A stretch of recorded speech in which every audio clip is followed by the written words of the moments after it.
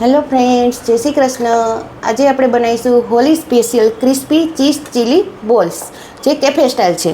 તો પહેલાં આપણે એના માટે 3 બટાકા મેં મેશ કરીને લીધા છે. એનામાં આપણે ઓરેગાનો અથવા તો પિઝા સીઝનિંગ, ચીલી ફ્લેક્સ, પછી એમાં ગાજર, કેપ્સિકમ, લીલા મરચાં અને લસણ, મોઝરેલા ચીઝ વધારે, કાંદા. અત્યારે મેં રાઈસ ફ્લોર લીધો છે. આમાં આપણે મેંદો પણ લઈ શકીએ, ઓપ્શનલ છે. કોર્નફ્લોર 2 ટેબલ સ્પૂન જેટલું અને રૂટીન મસાલા અને તળવા માટે તેલ. હવે રેસીપી બનાવવાની શરૂઆત. મિક્સ કરેલા આપણે 3 બટાકા લીધા હતા. 1 ટીસ્પૂન જેટલો આપણે ચીલી ફ્લેક્સ, ઓરેગાનો અને પિઝા સીઝનિંગ એ લેશું. આપણે તીખાશ જેટલી જોઈતી હોય એ પ્રમાણે લેવાનું.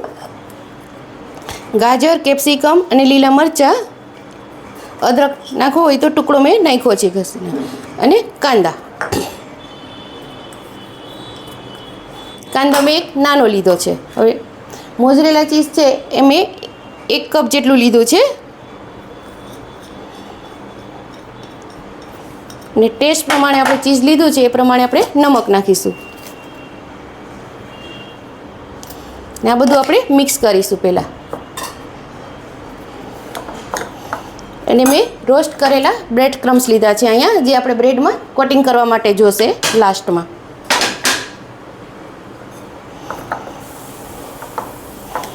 અને આપણે એક વખત મિક્સ કરી લઈએ.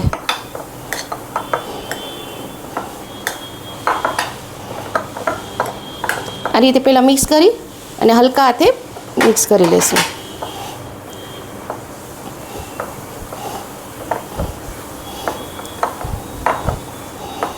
ચીઝ આપણે જેટલું વધારે નાખવું હોય તો પણ નાખી શકીએ, પણ મેં 1 કપ લીધું છે.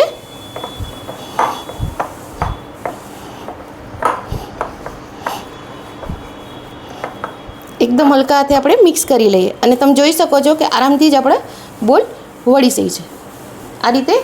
અને આમાં વચ્ચે આપણે બોલ કરી અને આમાં ચીઝની ક્યુબ પણ આપણે રાખી શકીએ. તો એક વખત હું બધું મિક્સ કરી લઉં છું. તો ફ્રેન્ડ્સ, હવે આપણે સ્લરી બનાવી લઈએ. આટલા બોલ્સ તૈયાર થયા છે. એમાં આપણે 2 થી 3 ટેબલ સ્પૂન જેટલું ચોખાનો લોટ નાખશું. અને 2 ટેબલ સ્પૂન જેટલું કોર્નફ્લોર. ટેસ્ટ માટે નમક.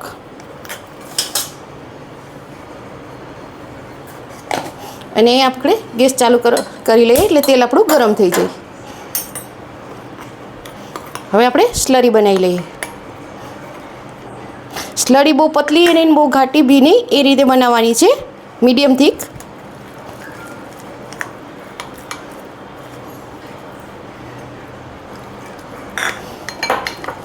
આ રીતે આપણે પૂરી બનાવી લઈશું.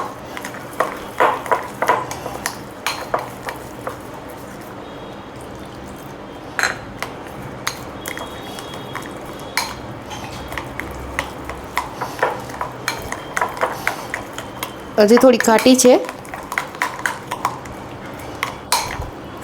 પાણી એટલું જોઈ જશે.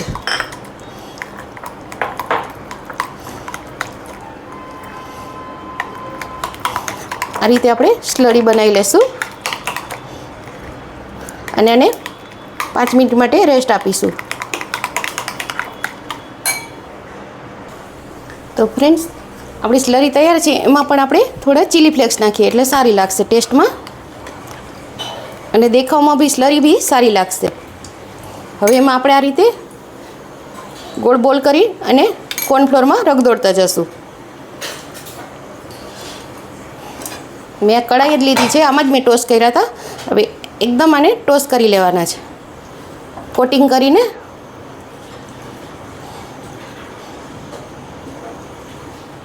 બધા આ જ રીતે આપણે બોલ બનાવી લઈશું. પછી આપણે તેલનો ગેસ સ્લો કરી દીધો છે.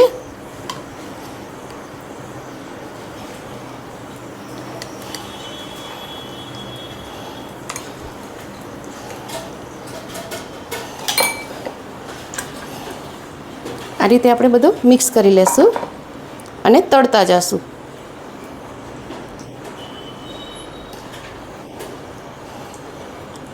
ચોઈસ પ્રમાણે આપણે બોલ વાળી શકીએ.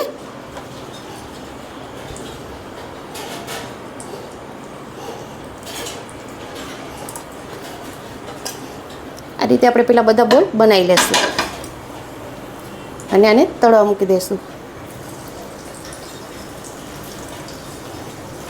મીડિયમ ફ્લેમ ઉપર રાખવાના છે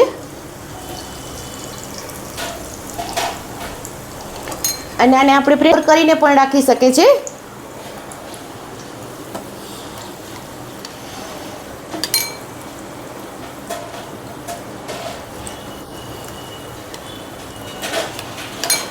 આ રીતે આપણે બનાવી લેશું બધા. તો ફ્રેન્ડ્સ આ એકદમ ક્રિસ્પી સરસ તળાઈ ગયા છે, તમે જોઈ શકો છો.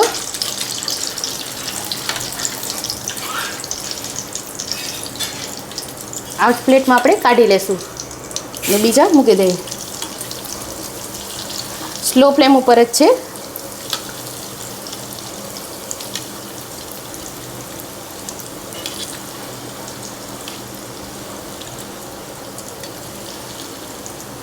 અને આપણે થવા દઈશું.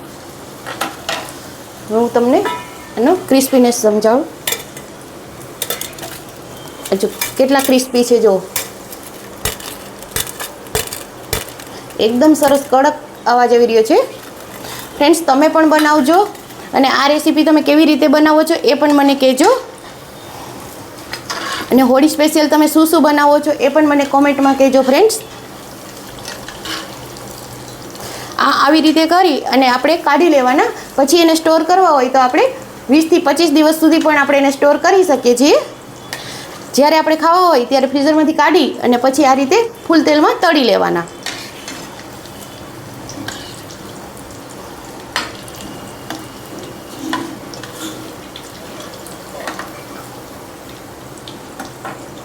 અને આ ઝટપટ બને છે, બનતા વાર નથી લાગતી. બાફેલા બટાકા હોય તો તુરંત બની જાય છે. ઇન્સ્ટન્ટ રેસીપી છે ને આમાં વેજીટેબલ આપણા હિસાબે આપણે નાખી શકીએ છીએ. અને આને ટોમેટો કેચઅપ, લીલી ચટણી, મેયોનીઝ સાથે પણ આપણે સર્વ કરી શકીએ છીએ.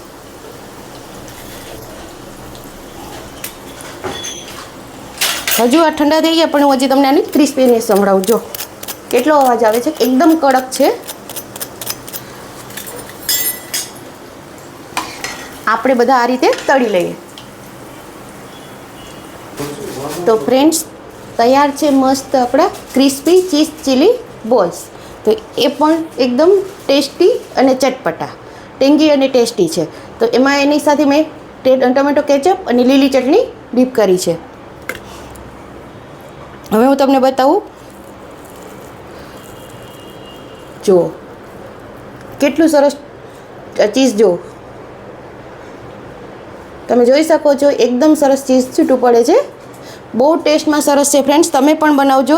જો તમને મારી રેસીપી પસંદ આવી તો મારી ચેનલને લાઇક કરો, શેર કરો અને મારો વિડીયો વધુને વધુ શેર કરો. નવા લોકો જુએ છે બધા સબસ્ક્રાઈબ કરે. હોળીની બધાને ખૂબ ખૂબ શુભકામનાઓ. બધાને જય શ્રી કૃષ્ણ.